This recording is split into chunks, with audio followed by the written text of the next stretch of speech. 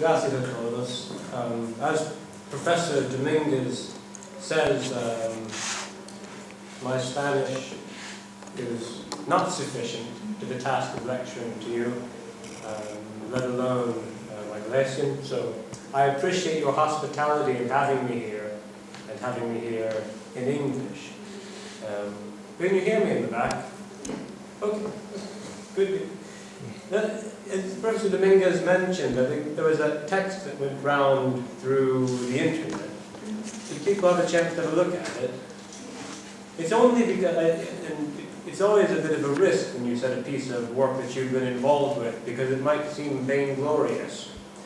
I hope you don't read it in that way, but the only reason I sent that round is because it raises a few technical points about some methods that I'll contextualize for you a little bit in my talk. But it might have been helpful to get a little bit of a preview of those technical points and methods prior to coming this afternoon. Did anyone encountered GIS, Geographic Information Systems, as a concept before, or even an application?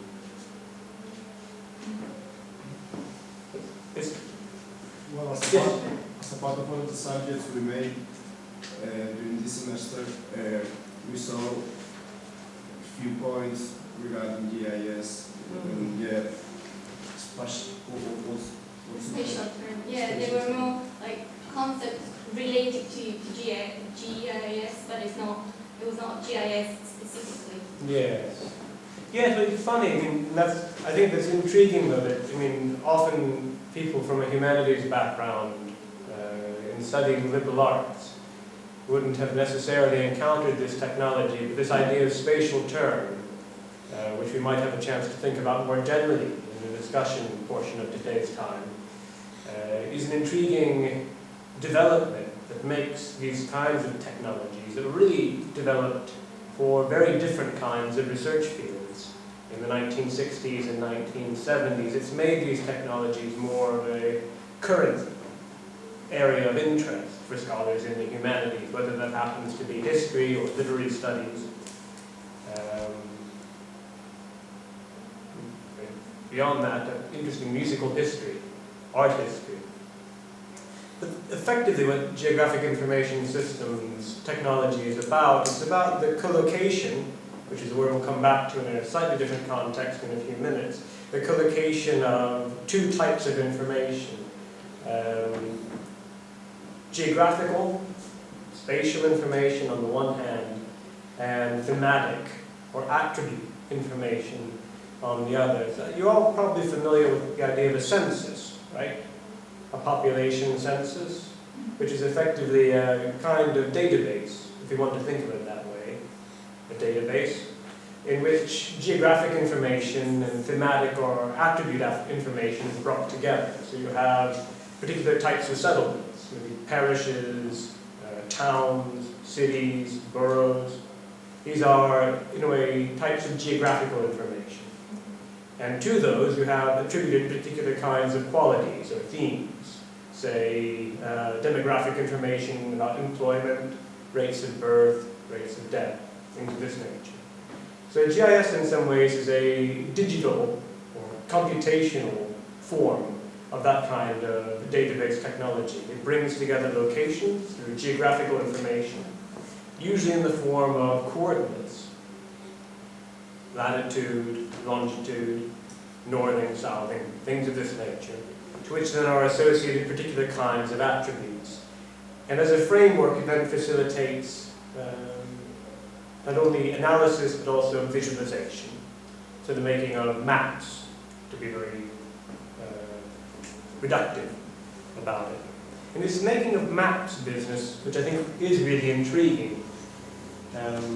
I'll say a bit about this in a moment, but for those of you maybe in the back who can't read, this is Abraham Ortelius's Typus Orbis Terrarum, 1570, part of the Theatrum Orbis Terrarum, which is recognized as one of the first modern atlases, or map books.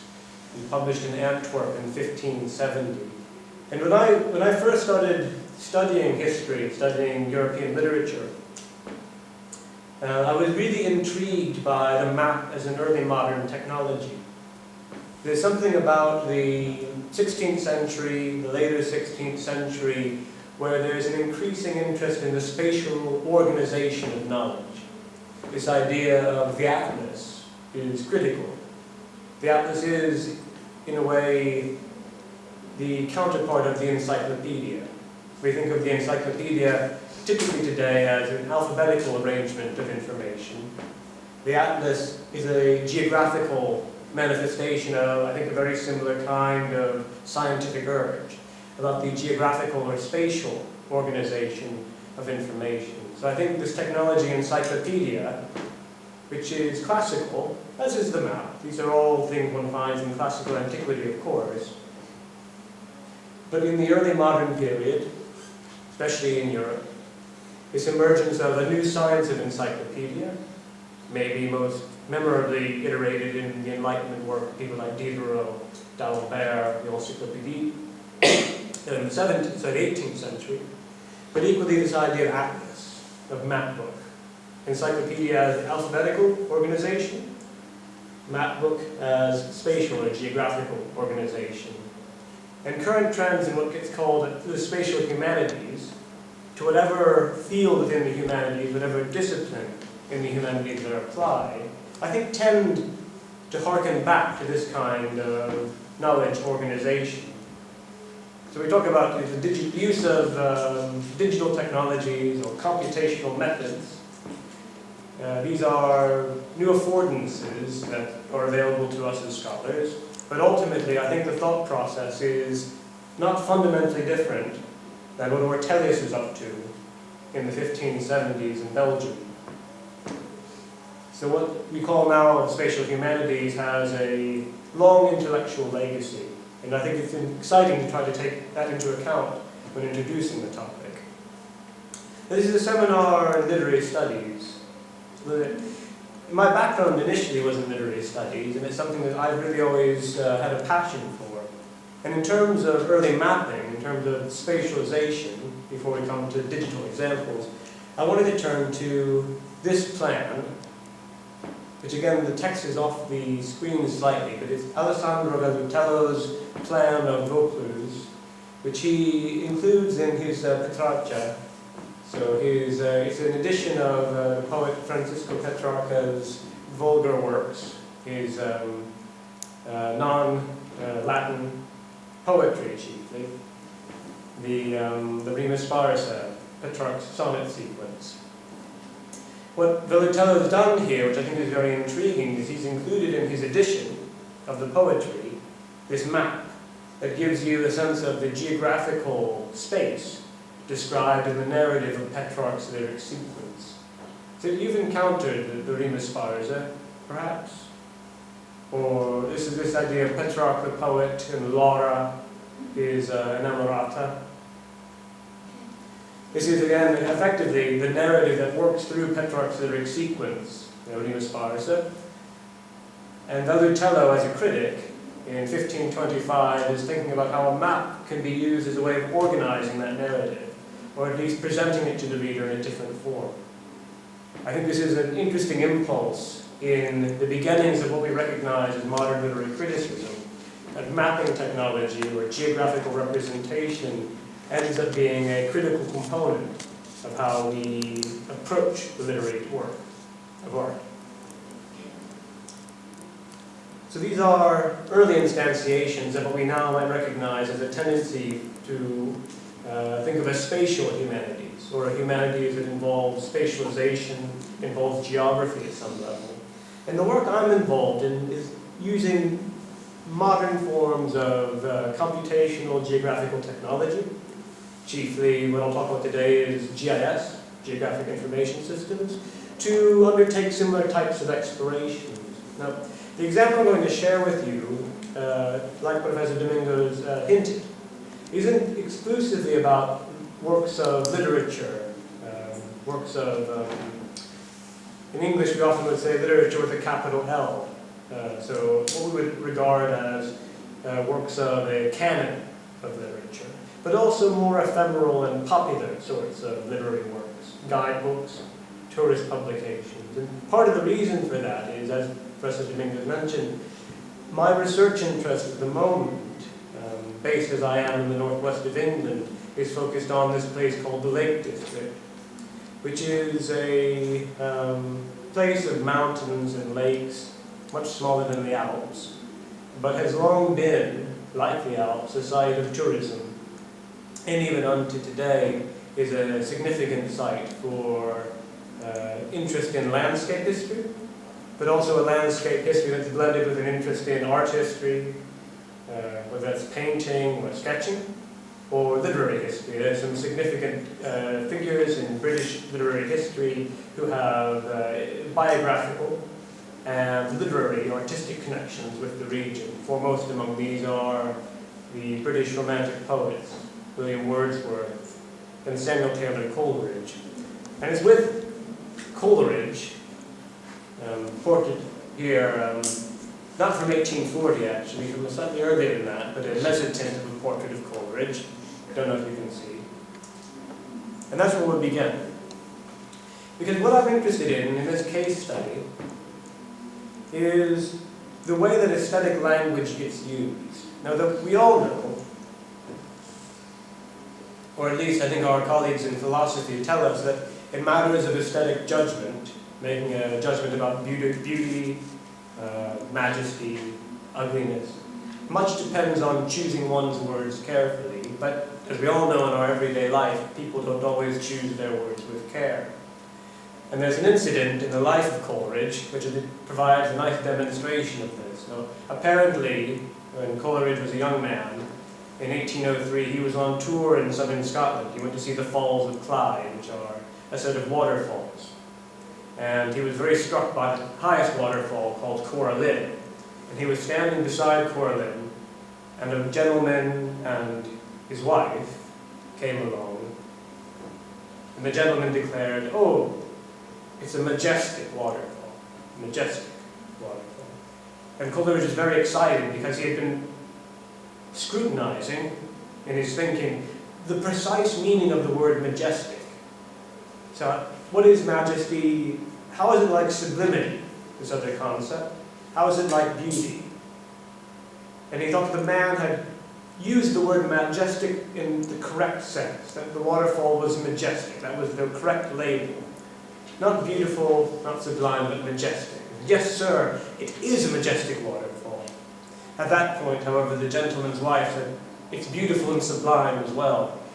And Coleridge, a little disheartened, turned away from the couple, feeling not very desirous to continue the conversation. Now, the humor, of course, comes from the fact that we have Coleridge on the one hand expressing a desire for very particular verbal precision about the use of this aesthetic terminology. And we have the ironic coincidence of this couple who are not as discerning. There's a moment of irony here.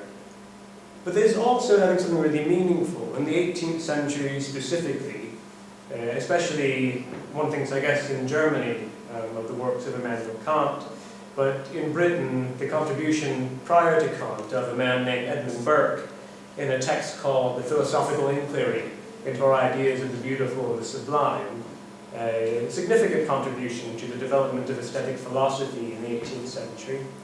We have put forth some very influential definitions of some of these concepts, beauty, majesty, and sublimity. Now, for Burke, these are always thought of in a psychological capacity. Beauty is associated with a small form, with a soft form, with a form that is somehow pleasing. So aesthetically pleasing, but also then psychologically reassuring in some way. The sublime, on the other hand, is sort of the opposite. It's again understood in terms not of small forms, but of usually very large forms, forms so large that they exceed comprehension. They terrify, they overawe. There's a strong connotation between this idea of sublimity and this idea of awesomeness. Slightly different than how we would use the word sublime, I think, conventionally in English today, where it tends to be just a positive judgment of appearance, or a positive judgment. A sublime, in the context of Burke's inquiry, and in the context of the 18th century, is often strongly associated with that which is too large to comprehend. Too large to comprehend. Now, majesty, on the other hand, is not precisely somewhere between the two, but it's a distinct term that's used to describe forms that are expansive, that impress with power of one sort or another. Burke's example for majesty is to think about the forms of trees, which might be too large to be classified as properly beautiful, but have a kind of majesty, a sort of power. There is a connection, as often is the case in Burke's writing, to a political context, where in English we have the term majesty often used as a modifier for the word, as a noun form for sovereign, the ruler, the majesty, the highest. Now, this is intriguing. This is a model for thinking through these terms that had great influence not on Coleridge's thinking, but on the thinking of authors, philosophers. Really had a broad cultural influence across the 18th into the 19th century. And so it's intriguing to take into consideration the degree to which people are adhering to these definitions or not. And if we begin to look at a body of work about a particular region, and we're interested in the kinds of associations that are attributed to places, whether they're beauty, majesty, sublimity, or another word which I'll come to in just a moment, picturesque, then we can begin to use large collections of sources to see, well, are people generally using these words indiscriminately to describe just lots of different sorts of places? Or does there seem to be some amount of selectivity? Are people using these terms to describe specific types of locations? And by studying the types of locations those words are associated with, can we begin to understand more precisely what the definitions ascribed to them, whether it's by a thinker like Burke, or a thinker like William Gilpin, whom we'll come in a moment. What we can understand by the way these words are used about the definitions that are being applied to them in the period. Now, I mentioned this idea of picturesque, which I single out possibly as deserving its own moment. Is this a term you're familiar with, the idea of a picturesque experience? And that's quite all right, because I think it's terminology that is still used today in English, but has a specific valence, or a set of specific valences or meanings in the 18th, 19th century. It's associated with a cultural movement, which I think characterizes British culture more strongly than European culture generally. This is a movement of fine art, of landscape depiction, but also of verbal art, of this description of landscape.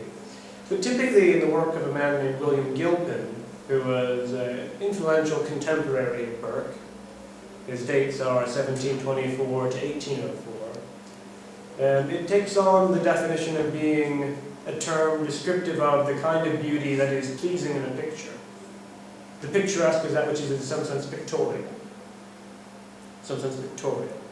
Now, this is a definition that other philosophers in the period dispute. There are thinkers like Dale Price, slightly later, Richard Payne Knight, who qualify or disagree with Gilpin's definition of picturesque. They say picturesqueness isn't so much about the kind of beauty that fits in a picture, it's more about how one classifies irregular forms, forms that are rough or gnarled or misshapen. There's something picturesque about them. They create variegation, shadows playing off of them. This is a picturesque aesthetic. So I was interested in these words, beautiful, sublime, picturesque, and majestic, thinking about the meanings that one associates with them in the period, and then using spatial humanities approaches to begin to understand how these words are actually being applied in more popular forms of writing. Here we have aesthetic treatises that are generally a kind of polite literature, but in the more ephemeral, more popular literature of guidebooks and travelogues, what do we learn about the way these words are actually being used? And I mentioned working with large collections of text. Now, we'll come back to In spatial humanities research, people are often drawing on ideas from corpus linguistics, which is effectively a computational variation on linguistic scholarship. And they use the term corpus, which I always still think of as body. It very much is that. It's a body, a collection of different types of information. In this case, I'm specifically interested in collections of texts. So people will talk about a corpus or corpora, referring to a collection of different kinds of texts that have been selected or grouped together on the basis of some kind of shared identity. In this case, the corpus that interests us is a corpus of 80 words, from the beginning of the 17th century through to the end of the 19th century, that are, for the most part, guidebooks and travel logs and accounts of travel through the Lake District, this region in northwest England of lakes and mountains. Now, so it's in terms of genre, relatively heterogeneous corpus. In terms of its chronological range, it's relatively heterogeneous. It cuts across 3 recognized period groupings in British cultural and literary and art history. The first being what we might roughly call the long 18th century, from 1688, which is a significant date in British political history, because it's the date of the Glorious Revolution, whereby the Protestant Queen Mary and the Duke of Orange, William of the Low Country, ascended to the throne, through to 1789, which is the date of the French Revolution, which, though an event with principal significance for French history, is also very significant for European history as a whole, and certainly for British history. Then between 1789 and 1837, we have the Romantic period, the British Romantic period, which is specifically, I think, interested in British literature, more so than British music or British art.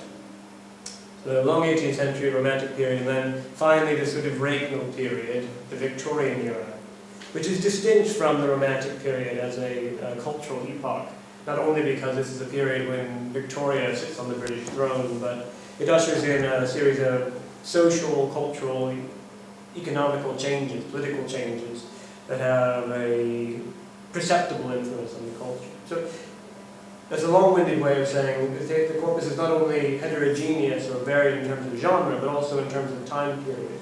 And I think this is something that is significant about spatial humanities' ways of working. As scholars, regardless of what our specific national interests might be, if we're thinking of literary scholarship, we tend to divide down our work in terms of time.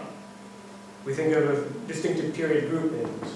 In British literature, European literature, one speaks of the modernist period to describe not only a set of conventions, maybe even a canon of authors, but also a time period. We think of modernism as being circumscribed by a particular era. Equally, you might think of the High Medieval period or the Renaissance. These are temporal groupings that organize the way we work. Now, I think what spatial humanities begins to allow for is a shift of epistemology, or a different way of thinking about our subject matter. We think not only in terms of time, but also in terms of location. So we take an interest in a specific place. It could be Santiago, it could be anywhere. And Santiago is a rich history, a heterogeneous history, and a very long history. And instead of selecting only a period, we began to use that place as a way of organizing accounts from across time, reading them together, using space as a way of organizing our work in relation to time. I don't think we can dispense with time altogether. What I think spatial humanities begins to allow for is a way of thinking about how space and time are in tandem with each other. So, to give a little précis of our methods in this project, because I was going to end on the hour, so we can have some time for discussion. We have the corpus. We also have the use of particular methods that are conventional in corpus linguistics. One of those methods is collocation analysis. And I used the term collocation earlier as a way of thinking about bringing things together. We might talk about the collocation of space and time in this regard. But in corpus analysis and corpus linguistics, it has a more specific meaning.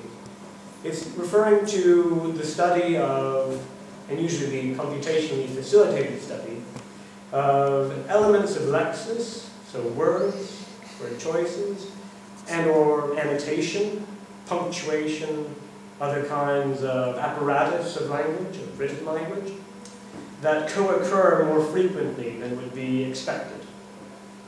So looking through a collection of texts, identifying, okay, I have this term, what are the other terms that frequently associate with this term? So we're borrowing from corpus analysis, the method of collocation analysis, as a way of thinking about the 4 search terms I was mentioning, these aesthetic concepts: beauty, picturesque, majesty, sublimity, and thinking what place names are associated with them. The collocation analysis as a method tends to rely on the study of proximity. So how many words appear alongside the word I'm interested in? And in order to study something on the basis of proximity, you need to think about, well, how close to the word itself constitutes proximity to the word that interests me. So if I'm interested in the word beauty, how many spaces to either side of that word constitutes a relationship of proximity? In corpus analysis, working with English corpora, English language corpora, the convention is in modern English language corpora, like the British National Corpus, which is a conventionally and very useful resource, conventionally used and very useful resource for modern corpus analysis. People tend to use a boundary of about 5 words on either side of your search term. And that constitutes a relationship of significance. Now, the average length of a sentence in the British National Corpus is 16 words. In our corpus, these historical texts, the average sentence length is 29 words. It varies from work to work, but because the syntactical and typographical conventions of written English change between the beginning of the 17th century and the end of the 19th century, we end up with a very long average sentence length. And so in order to capture that length, we've used a proximity of 10 words on either side. So the example I've given you here, which slightly overreaches the screen, shows us that we might have the concept beautiful in the center of the second line, and then spanning to the left and to the right of the word beautiful, we can pick up particular place names. Lord's Island, Skiddaw, which is a hill, which we'll talk about, a mountain, particularly interesting. These are then collocates of the word beautiful. Now, this kind of methodology, which is relying on proximity, also requires one to check for, negation. If you're interested in places that are described as beautiful, you ought to be considering places that might be described as not beautiful. So in addition to combing through the corpus automatically using this approach, we've also had to double check the results to see where negation is an element and to take account of that. So if a place is described as beautiful, that's meaningful in one sense. If it's described as not beautiful, it's meaningful in another sense, but one needs to take account of this. So there's a combination of automated procedure, but also of more traditional manual reading, manually informed scholarly work. We also use, and I'm happy to say more about this kind of process in the Q&A. It's a little bit technical, and I talk about it a little bit in that chapter we sent down. A tool called the Edinburgh GeoParser. And more there are freely accessible online these kinds of resources where you might be able to upload text in the information of a text file, unformatted text, and have that text read to identify the place names it contains, place name entities they're often referred to, as well as having those place name entities assigned geographical coordinates. This comes back to that sense of geographical information I mentioned at the beginning. That we want to identify what geographical information the work contains, what place names are there, and what coordinates correspond to those place names. So there's a process of automatically reading, and geotagging is the term, a text, and then identifying the place names in the text and to those place names attributing particular kinds of geographical coordinates. That latter step, the attributing of coordinates, involves the use of gazetteers and is often referred to as georesolution, or more generally the process is called georeferencing. The long and the short of it is it takes, say, an unstructured text such as this one, which you don't need to be able to read from the back, it's all right.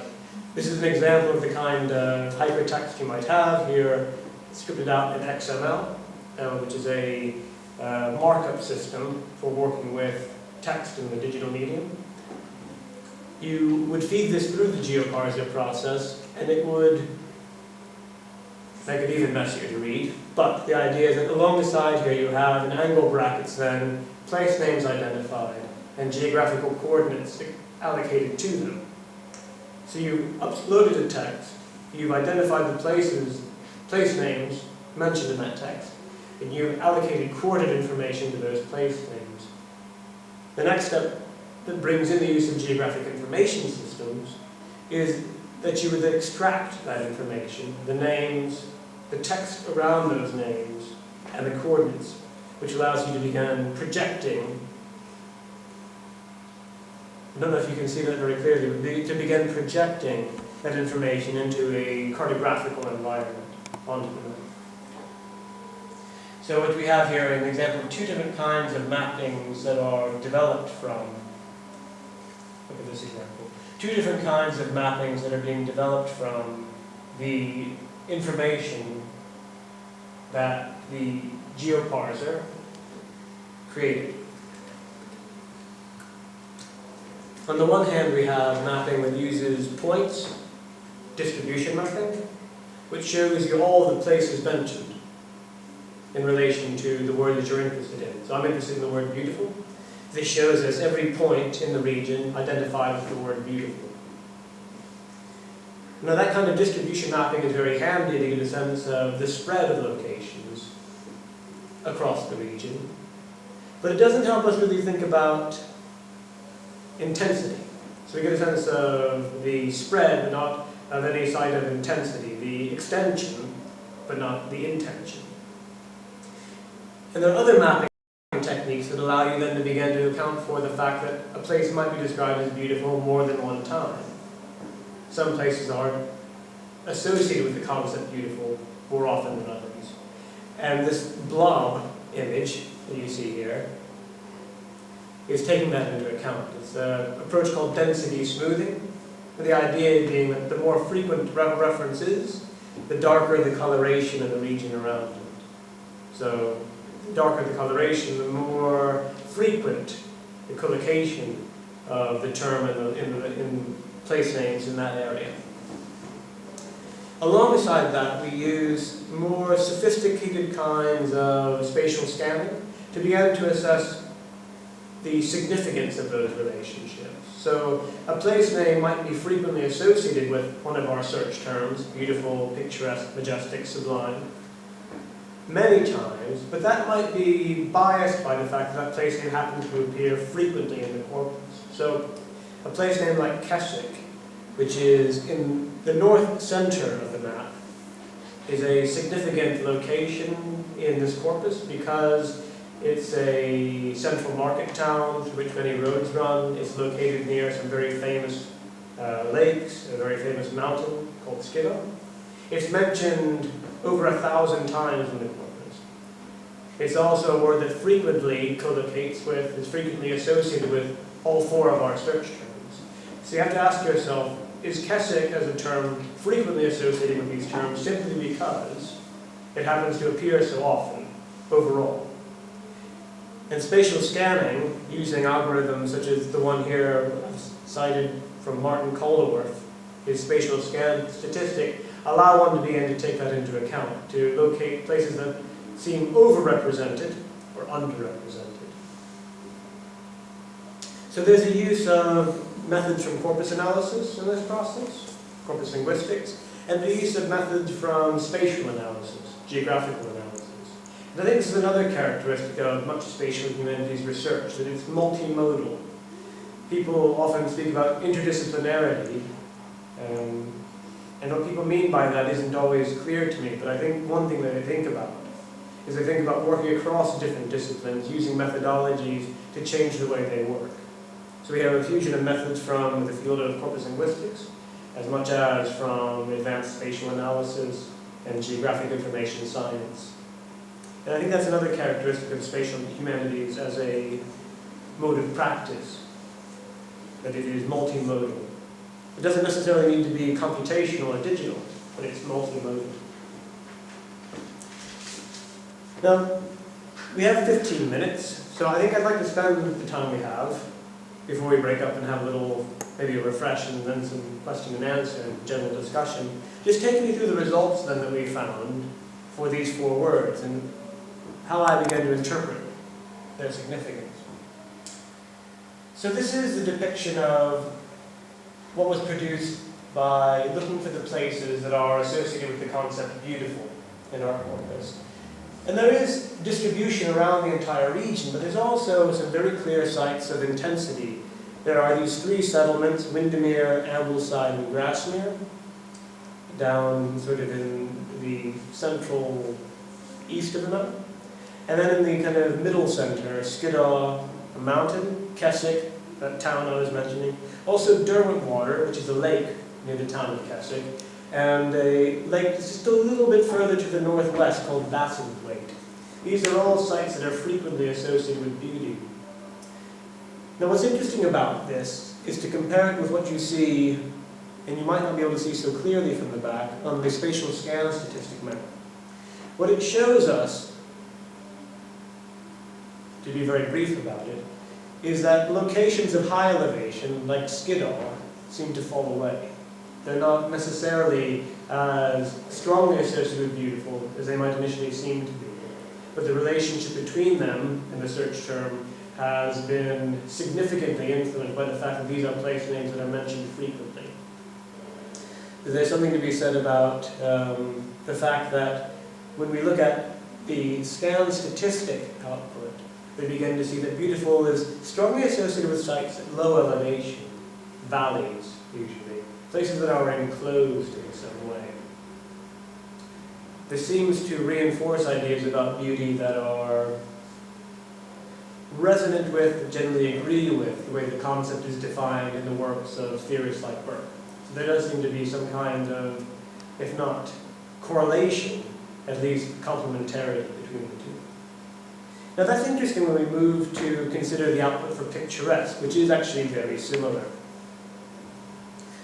The map for picturesque in front of us now, and map for beautiful.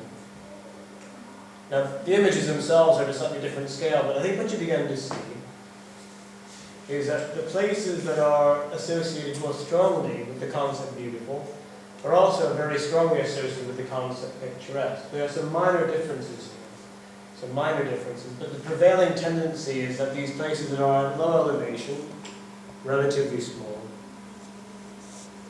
enclosed in some way, are very strongly associated with the concept beautiful.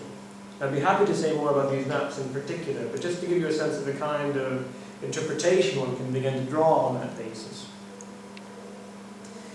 Remember I mentioned this issue that picturesque can mean in the 18th, 19th century potentially multiple things. On the one hand, you have someone like Gilpin saying that picturesqueness is a quality of beauty that is most complementary to pictorial representation. It's that beauty which is most suited to depiction in a picture. That's what's picturesque about it. And on the other hand, we have figures like Udell Price and Richard Payne Knight who are saying, well, that's not adequate as a way of understanding how picturesque should be defined. It really is more about irregular forms. It's about something that is neither beautiful, neither sublime, but somehow a combination of the two. We can happy to go further into these kinds of aesthetic distinctions later on, but what this begins to show us is that there's a correlation between the way beautiful is used and the way picturesque is used. And we read a little bit more closely into the works themselves, we begin to find that there is a currency for the phrase beautiful and picturesque, or picturesque and beautiful. So these words are actually being used in tandem with each other, and they're also being used in very similar ways with one another. What this then suggests is that the concept of picturesqueness advocated by Gilpin, associating with a type of beauty, seems to be a prevailing influence, or at least is complemented by the works in this corpus. They use the word picturesque in ways that seem to agree with Gilpin's ideas about picturesque as an aesthetic concept. So it's intriguing. It's intriguing.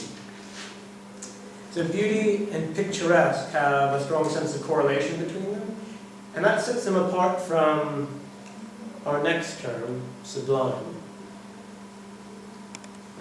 Beauty and picturesque on the one hand, sublime on the other. Now, what the map shows us here is that whereas beautiful and picturesque were very much so spread around the region, the results for sublime are slightly more tightly clustered in a few key locations.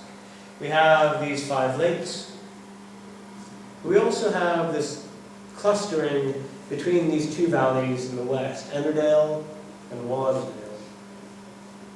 And that's correlated with the results of the spatial scan statistic, which also shows a kind of site of intensity, more specifically around Ennerdale and Wasdale. So not only the density map, but also the spatial scan statistic show us complementary, that there's some kind of intense use of the term sublime in this region, in descriptions of this region.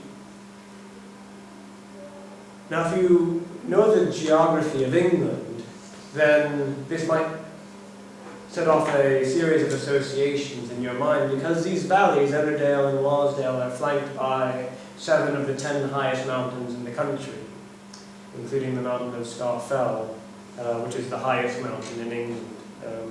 It looks very small by comparison to the Pyrenees or the Alps, but it's what the English have.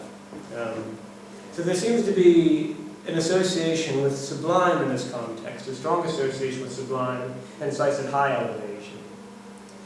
Which begins to make sense, because not only sites at high elevation, but also the sense that we have 7 very, very high mountains in close proximity to one another. You find picturesque used in expressions like, sublime being used in expressions like a sublime confusion of peaks, a sublime confusion of summits. And that takes us back to an illustration for this point by William Heaton Cooper, 20th century artist in the region. But it takes us back to this association that we find in Burke and elsewhere between sublime and that which overawes or exceeds comprehension. This idea of a sublime confusion of mountains in this region has an agreement with the use of the word to describe that which is too massive to comprehend. So there seems to be here a correlation between Burke's concept of the sublime and the way that the word sublime is used in these more popular, more ephemeral works of travel writing and topographical literature, guidebooks, travel logs.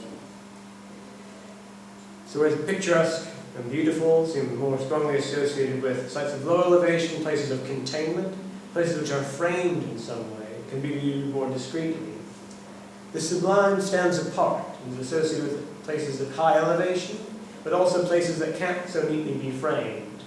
They are a site of confusion, where you can't distinguish one thing so neatly from the other. So not only height, but also things that are compressed. Majestic, our final word, also shows some characteristically different results. And I think it's a really intriguing word in this context, because whereas beautiful, sublime, and picturesque are often discussed in accounts of the 18th century interest in landscape, majestic isn't a word that is as often discussed, but I think is a really intriguing word. Now, the results for the process of mapping the collocations, the place names that collocate with picturesque, reveal 2 sites in strong intensity. One around a river called the River Dudden in the southwest of the region, and then one in the centre and to the north around that mountain, Skiddaw. And the one around Skiddaw is especially strong. If we look more closely at the works in which these locations are associated with the concept majestic, The River Dun example is actually really intriguing, because what we find is that the association between majestic and the River Dun is largely on account of a quotation of a line of a poem by William Wordsworth, a poet who, like Coleridge, is strongly associated with the region. Wordsworth in 1820 published a topographical poem, so a poem descriptive of landscape, in a series of sonnets called the River Dun sonnets. And one of the River Dun sonnets includes the line, "Now expands majestic Dun over smooth flat sands." That sense of majestic Dun. Now that line is repeated in at least 6 different works from our collection. And so it's the repetition of a quotation from an earlier work, an influential work, in later sources, that's the cause of this association. So there's what we might refer to as a kind of intertextual influence at work in the corpus. Now one, I think, could be tempted to say, well, we should dispense with that kind of intertextual information because it's just repetition. That repetition, I think, is really meaningful when we think about the ways in which people are writing about landscapes, like the Lake District or the Alps, the Pyrenees, in this period. That the use of material from earlier sources is a significant way of experiencing the landscape. That Wordsworth poetry, for example, is an important lens for writers to see, through which for writers to see the landscape itself. But nonetheless, it is intriguing that the connection between majestic and Dun then really is owing to Wordsworth and the popularity of his poetry as a way of thinking about this landscape. The relationship with Skiddaw is far more pronounced.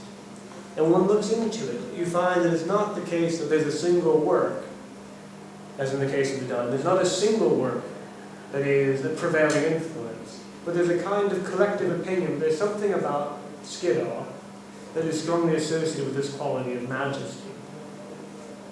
And I was puzzled about this. I was really intrigued by this, but puzzled about this. But when you begin to look into the works themselves, and you begin to look into the fine art tradition, what you find is that Skiddaw is often described and often depicted from a very particular point of view. It's always being described at a distance.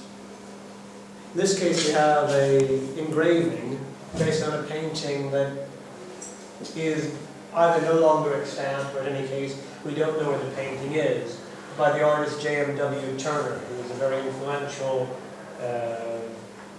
landscape painter. He's a very influential artist in his entirety in the early 19th century. In many ways, I think has left a lasting influence on the way people approach the depiction of landscape, even in the present day.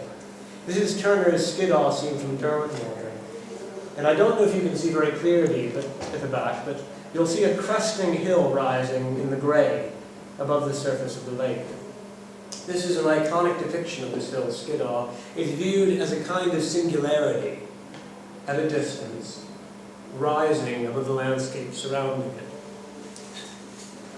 I give you, as an accompaniment to this, a text from our corpus, which is a travel poem written by, I beg your pardon, I'll have to read the poem. A travel poem written by a man who in later life was very strongly associated with the region, a man who followed in Wordsworth's footsteps in many ways, named John Ruskin, a great champion of Turner's art, from the 1840s onwards in particular, but also someone who as a young man toured this region and wrote a diary in verse describing his journey. So this is Ruskin's Travelogue. It's a poem that he writes in the imitation of Lord Byron. He read lots of Byron as a child and was encouraged to imitate Byron's example as a poet. It's a poem called the Itinerary. You can find copies of it on the internet.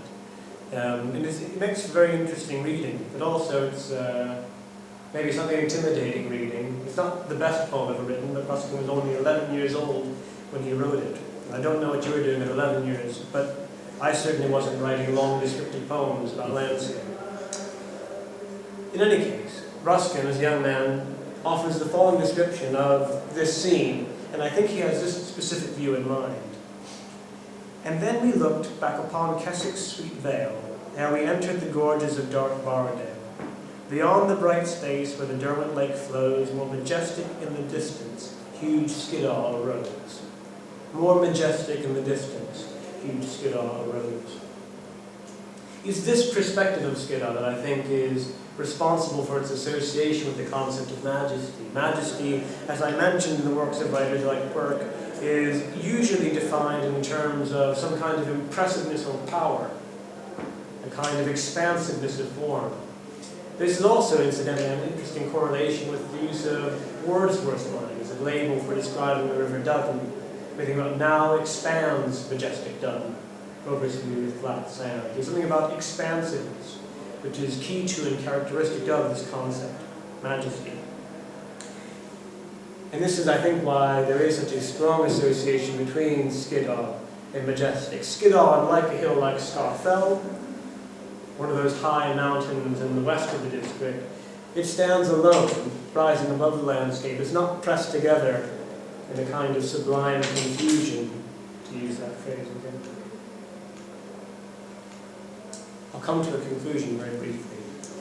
This is just to show us that actually when we begin to parse out this information, we can see some clear distinctions between how these terms are being used, the places with which they are most strongly associated. In fact, when we look very closely at the corpus itself, the other slide, I'll go back to majestic Skiddaw. When we look at the corpus itself, we only find a few examples of works in which the kind of mixing of terms that concern Coleridge and Corallin occurs. One example of this, or a few different, maybe worth mentioning examples, come from a text called The Excursion by a writer named Joseph Mallman, which was published in 1805. Mallman dubs the landscape around Keswick at once beautiful and majestic. Use of these two words as labels for the same place. And he elsewhere mentions that it contains objects that are soft and beautiful and majestic and sublime. Now, if you think back to when we began with Coleridge's Corallin, I can't help but think this is an incident in which Coleridge would have also turned away, perhaps laughing to himself. So that's a brief presentation of how, in our own work at Lancaster, we're putting some of these notions of spatial humanities practice into application. But to recap a little bit on what I've covered before we take a pause, I think there is an important link that can be drawn within the discussions around spatial humanities back to the 16th century, back to the development of the atlas as a form of technology. There is something, I think, very significant about that. Although much spatial humanities work involves the use of digital tools or computational methods, there is something that is inherent to the use of maps as a way of understanding our subject matter. It's something that allows us to maybe think in terms of different approaches to our subject. We tend to be very fixated on time, again, in the way we organize our subjects of study. Early modern, Renaissance, medieval, modern. The spatial approach allows us to begin to think about how geography, setting, is also relevant to the way that we organize our subjects. There is, beyond that, the use of multiple different kinds of methods that's usually characteristic of spatial humanities ways of working. So people who use geographical technologies or technologies from other disciplines, corpus linguistics, for example.